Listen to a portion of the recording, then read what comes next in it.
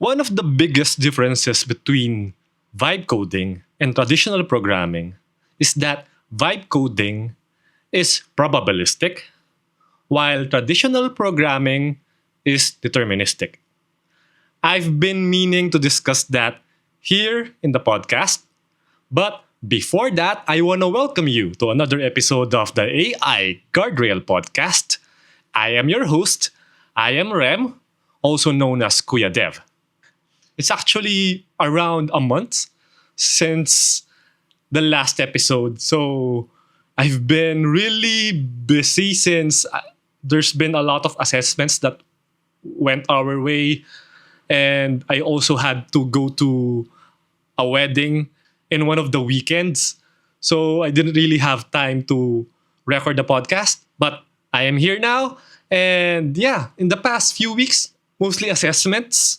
And thankfully, I was able to work through them all, provide time. But it cost me a lot of sleepless nights since, you have to work all the way through the morning, early morning. Not to mention that a lot of my classes are in the wee hours of the evening. So yeah, it's caused my.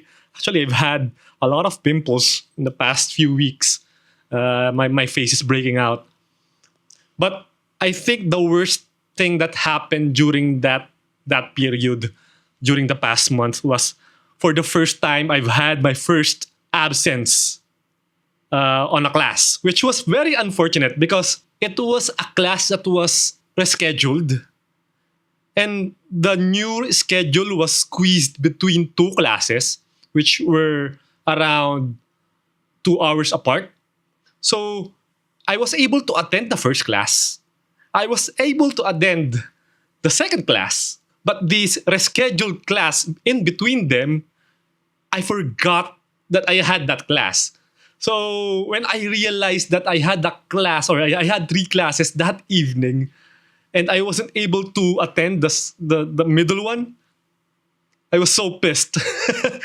Because I was really aiming to, for the first time in my academic life, to have complete attendance on my classes.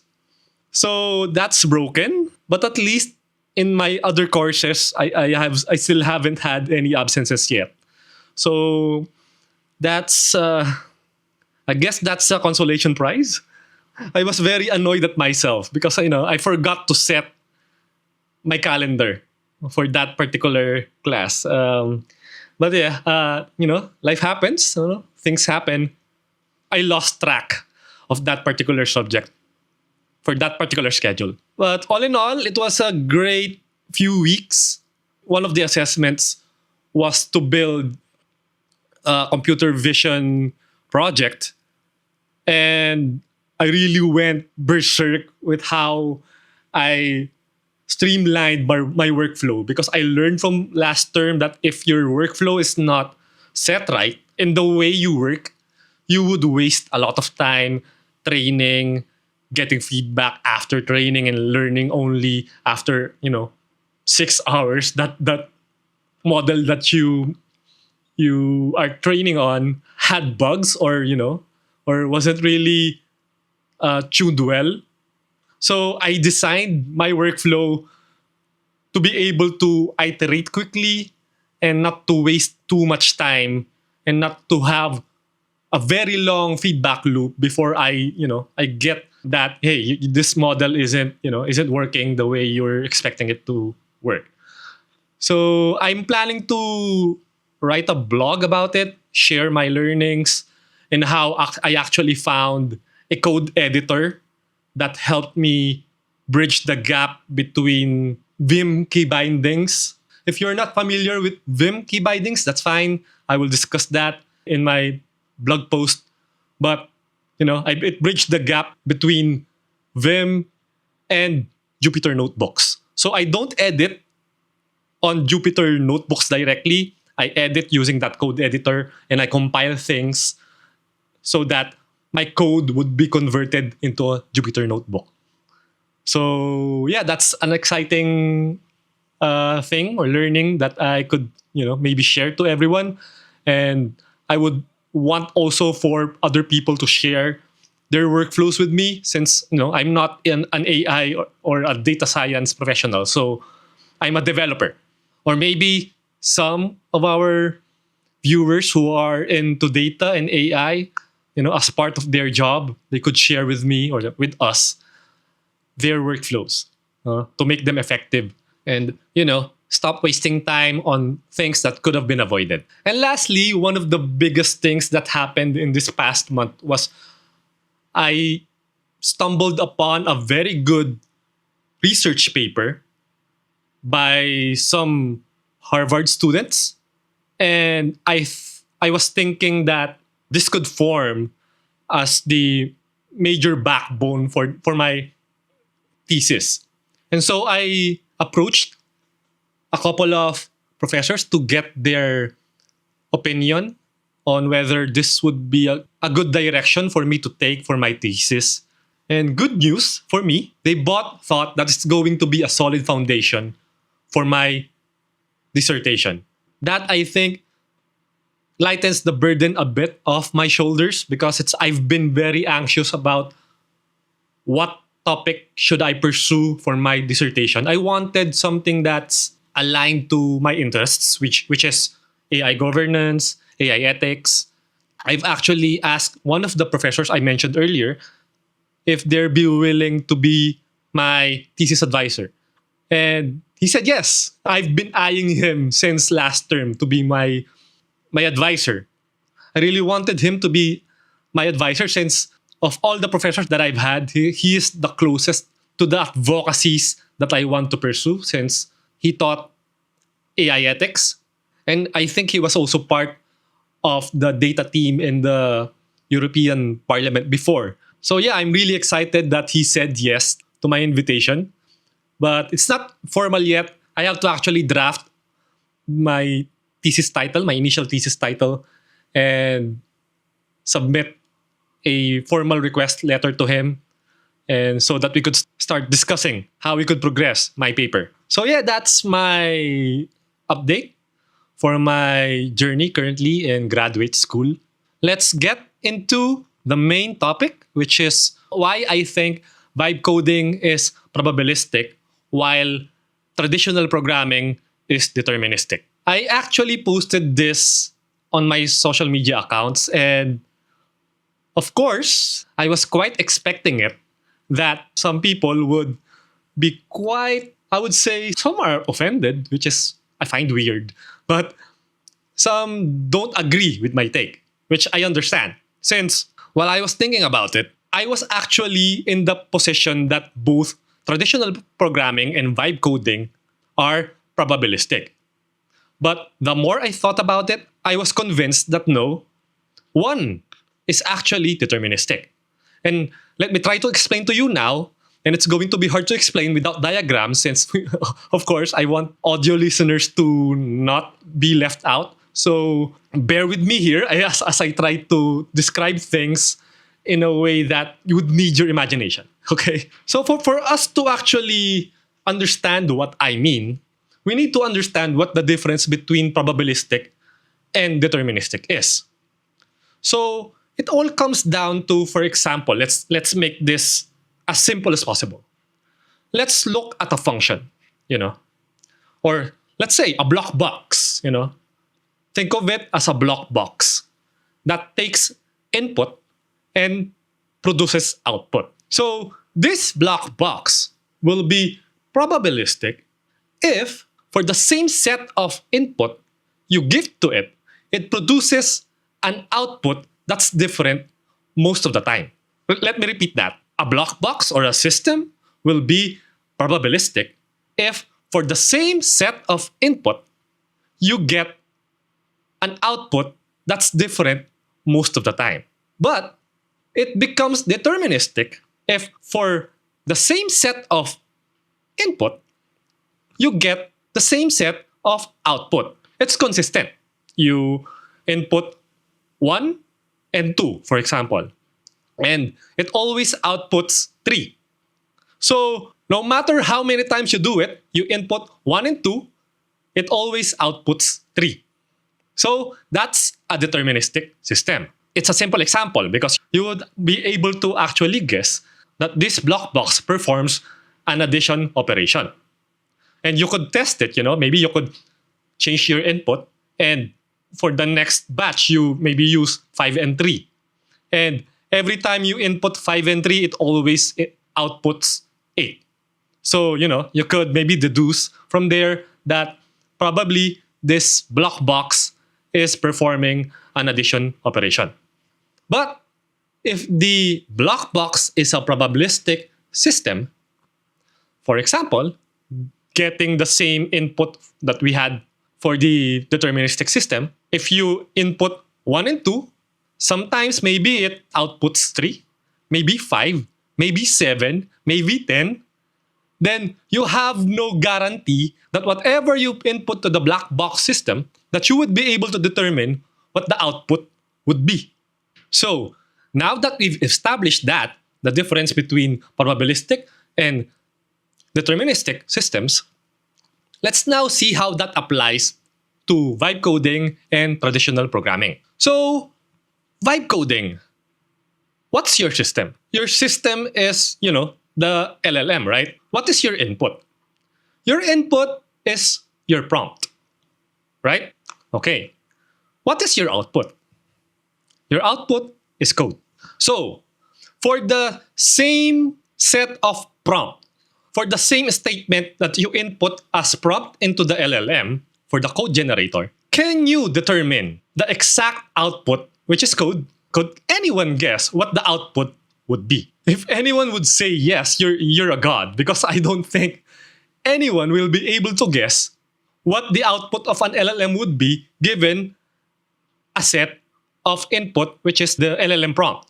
You, as a user, will type into the chat box, and we call that, that full text, that free text that you submit into an LLM, we call that prompt, right? So that gets input into the LLM, and the LLM will now generate the code that you would need for your application. So that code is not deterministic. No, the whole system is probabilistic. I hope I'm making sense here, okay? But I think everyone agrees that vibe coding is probabilistic. There's no guarantee that for the same prompt, it's going to spit out the same code. It's probably going to generate a different set of code most of the time, even if sometimes. We need to also set who is the one feeding the input into the system. So for vibe coding, it is the programmer, right? Or the human. The human is inputting the prompt into the LLM. Okay? Meanwhile, in traditional programming, again, it's still the human, but what is the type of input that the human is entering into the system? They are entering the code itself. Your input is code. And what is your output? Your output is actually the application that you're building. So in vibe coding, the output of the LLM isn't the application yet. It's just the code, right? Here, in traditional programming, the output is the application already. Okay, let's set what the system actually is in traditional programming. In traditional programming, the block box system is either the compiler or the interpreter that turns your code into executable application. So the output is the executable application. So for simplicity's sake, it's the application itself, the app itself, and the input is your code. Again, I'm hoping I'm making sense here, but you could see the huge difference here. It is actually showing us that vibe coding is a different stage in software development, while in traditional programming, you're actually executing another stage in software development. I'm getting ahead of myself. So what makes traditional programming deterministic then? Since your input is code and your output is the application, as long as all things are equal, and even if the human is changed, I hand off this particular code, for example, to my colleague, and he inputs it into the system that turns it into an application. As long as the code stays the same, the output will be the same. Every time you input that code and run it, as an application, the output never changes. The application stays the same. It always behaves the same, right? Again, let me repeat that. I want to be clear. As long as the input, which is your code, doesn't change, and any input that you feed into the system doesn't change, the output stays the same. It's still the same application. It will never change its behavior. If there's a bug in your code, the bug will be there in your application. It won't magically disappear because it's there, right? It would translate into the application.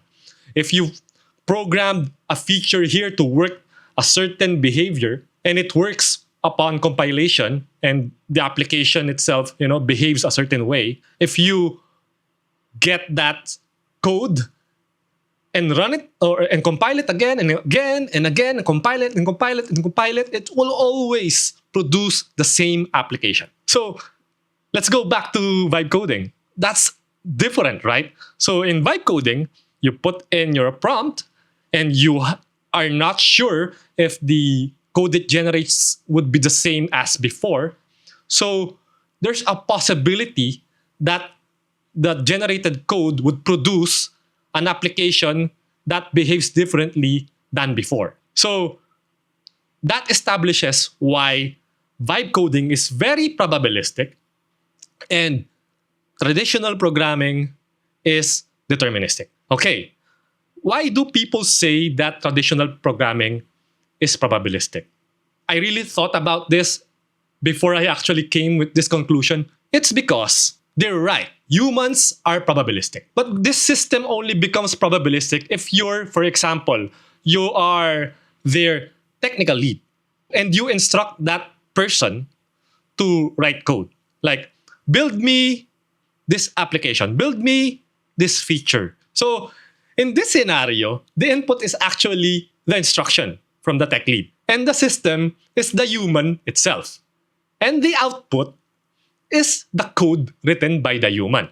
Whenever the tech lead, for example, provides that instruction, that input to another human, of course, that human will produce a different set of code.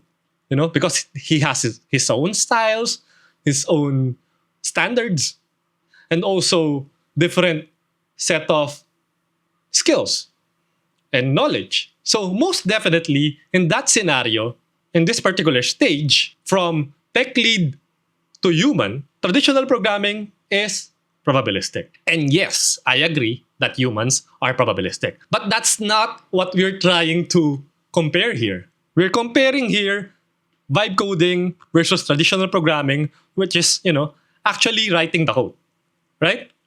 Doing it manually. That's a fairer comparison because that's what they're trying to replace, right?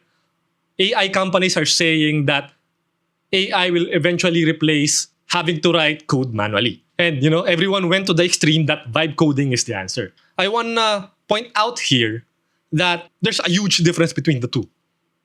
What vibe coding actually is the workflow between the tech lead and the developer. You're trying to shortcut the process. You're actually trying to move from having a tech lead to an engineer to generating code, right? You're trying to short circuit that. You want to remove the developer right in the middle and have, for example, a tech lead to just actually vibe code, and treat the AI as the engineer. So in that sense, yes, it will definitely become probabilistic. But the problem there, if you're going to rely only on a probabilistic system and you don't have any expertise in terms of software development and software engineering, and you go just 100% vibe code, trust the AI, you're like rolling the dice. Because again, you don't have guarantees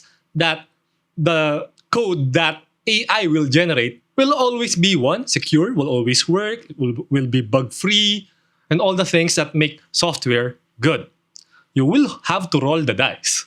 Of course, maybe AI would get to a point where that there's a 99% chance that AI generated code will be functionally correct, safe, secure, and performant. But there's still, let's say, a 0.0001% chance that it can blow up your system. But you could argue that that's the same for engineers, right? They could make mistakes and blow up your business, your systems, which I agree. But the huge difference there is you can hold that human accountable if they make mistakes. An AI, you can't do that. Maybe you could sue the AI provider. I don't know, but they have a lot of resources. I don't think you could win against them unless you go with a class action suit, maybe. It's a trade off that you would have to make. I'm not saying people shouldn't vibe code and shouldn't leverage AI in building software. I'm not saying that. But I want you guys to be aware of that trade off. Vibe coding is hugely probabilistic, and probabilistic systems come at a cost. Versus example in traditional programming, in which you have full control of the code that you're building, and the accountability is there, and you could set things up in a way that your systems are always deterministic. For the same code, you always get the same behavior and output. So maybe let's end this by summing things up. Vibe coding is probabilistic because for the same amount of input, which is your prompt, you most likely would get a very different output, which is the code. Meanwhile, in traditional programming, when you yourself write the code, that code becomes your input to generate the application. That application will always taste the same for the same set of code. No? It will always build the same application that has the same behavior, that has the same amount of bugs, that has the same amount of features. So yeah, this is the end of the episode. Whether you agree or disagree with my thinking, I want to hear your thoughts. Let's have that discussion. Comment down below. And if you like this episode, give it a thumbs up so that more people would be able to watch it. I want to reach more people, make people aware of the risks of AI so that they could mitigate those risks responsibly. So yeah, thank you for reaching until the very end. And I'll see you on the next episode. Bye.